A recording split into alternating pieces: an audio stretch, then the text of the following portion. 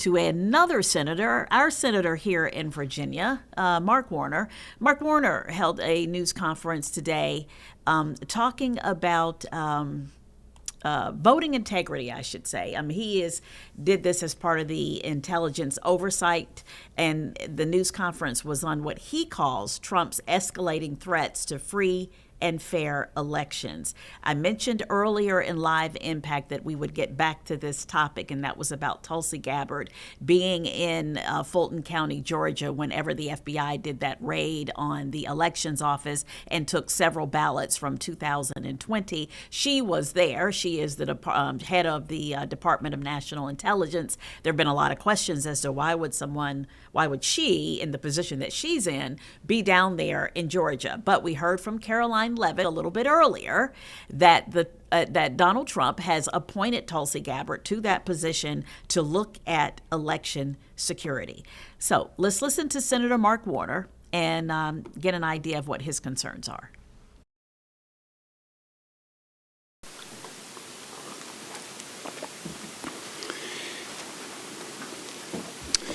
Well, good afternoon, everyone. The strength of our democracy depends upon clear lines between politics and law enforcement, between intelligence and criminal investigations, and most importantly, between the White House and the ballot box. What happened in Georgia last week erased those lines that are simply unacceptable, and this is even a more heightened concern after the president's comments last night. And let me be clear about why this matters. Regardless of what had been stated, this is not about the 2020 election. That election has been litigated, audited, recounted, and repeatedly upheld by courts and election officials, including lots and lots of Republican election officials. This is frankly about what comes next. It is deeply alarming that just yesterday the president called for Republicans, his words, to take over and nationalize voting in multiple states. That statement alone makes clear that this threat to our election security, the basic premise of our democracy, is forward-looking to 2026 and to 2028, and candidly to the institutions that safeguard our democracy. This is about whether these same tactics we're seeing now, or worse, will be used to disrupt free and fair elections. One of the reasons why, as we think about ICE reform, the notion of roving ICE patrols parading around election polling stations is a very real and legitimate concern. And truthfully, as we've seen, whether the very institutions meant to protect our democracy will be misused to upheaval.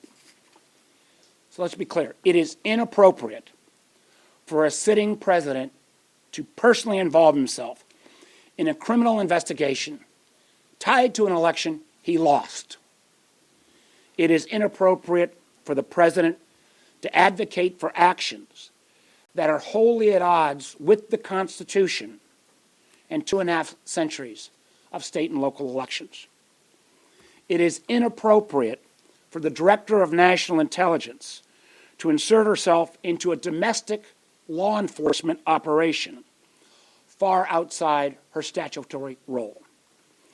And it is profoundly inappropriate for either of them to blur the lines between intelligence, law enforcement, and partisan politics. But that is exactly what happened last week in Fulton County.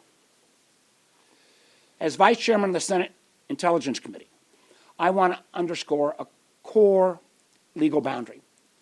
U.S. intelligence agencies are structured to operate overseas, not on domestic soil.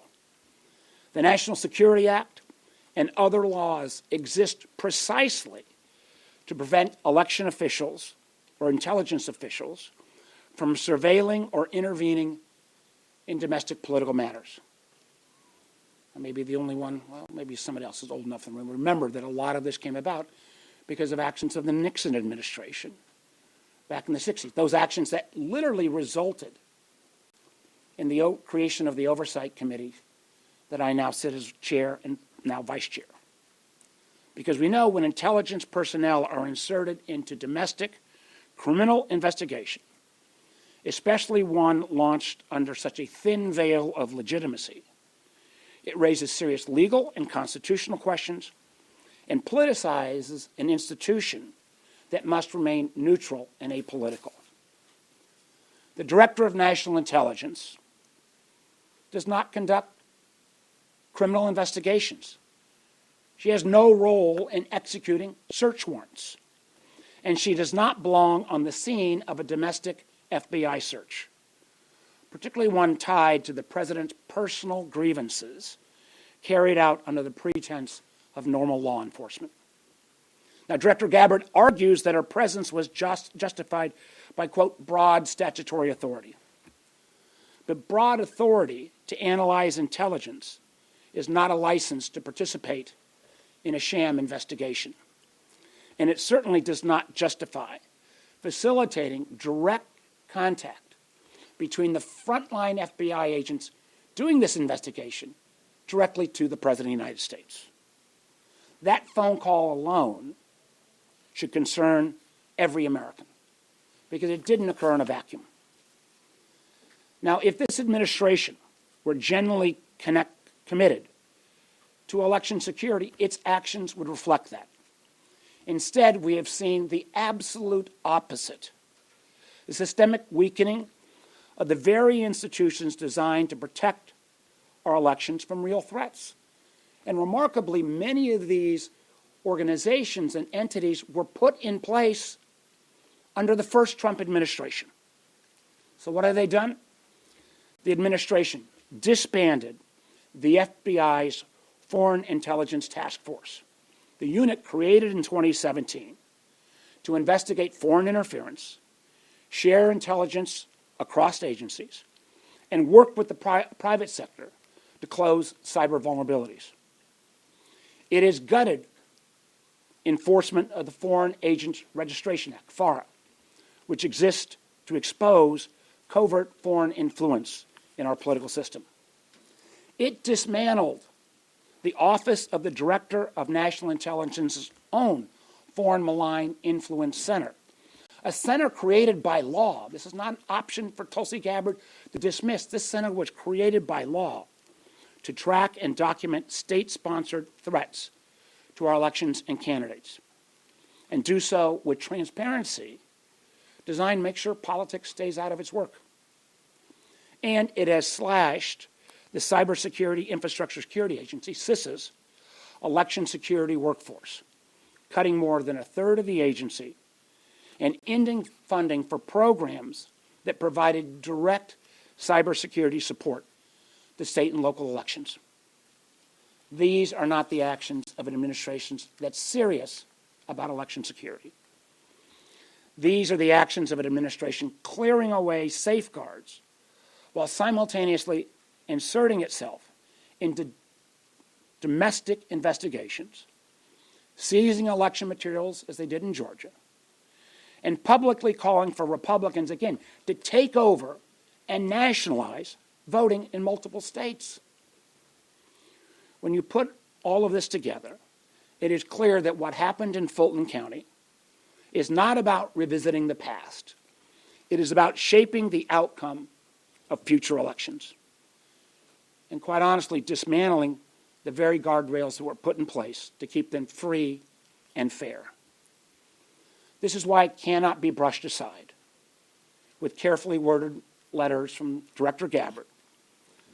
She owes Congress, and more important, the American people, direct answers. So once again, I'm calling on the Director of National Intelligence to appear in person before the Senate Intelligence Committee to testify under oath about her role in this matter. She needs to explain why she believed it was appropriate to involve herself in a domestic criminal investigation, why she facilitated direct contact between the president and FBI agents on the ground, and what safeguards, if any, were put in place to protect against direct political interference. Now, we all know that Americans deserve free elections, safe from political intimidation. They deserve a justice system that operates independently. And they deserve accountability when those very safeguards are put at risk. As Vice Chairman of the Senate Intelligence Committee, I'm going to use every tool I can to make sure that we get those answers. And before I take questions, I remember back a year ago at this time when people would often ask me when they were seeing the actions of the Trump administration, do you think we'll have free and fair elections in 26 or in 28? And my response at that point was, I think you're overreacting. I have deep concerns about the fairness of our elections in 26 and 28 right now. I have concerns about the elections in primaries in our country. I have concerns about the elections that may take place in Virginia in terms of a redistricting referendum. These kind of actions that have taken place over the last year, as we've seen this systemic dismantling of the very protections that were put in place by, again, the first Trump administration. If it doesn't scare the heck out of you, it should. And then, if you go back to the report, the Bipartisan Intelligence Committee investigation report into the 2016 interference, unanimously agreed to by including the Secretary of State and all of the members of the committee, it said one of the strongest protections we had about interference in our election system was the fact of our decentralization, that we have these elections carried out as laid out in the Constitution by states and localities. The idea that now Donald Trump wants to nationalize these elections and have one political party take over that process, this provides a huge danger to our country going forward and the safety and security of these elections.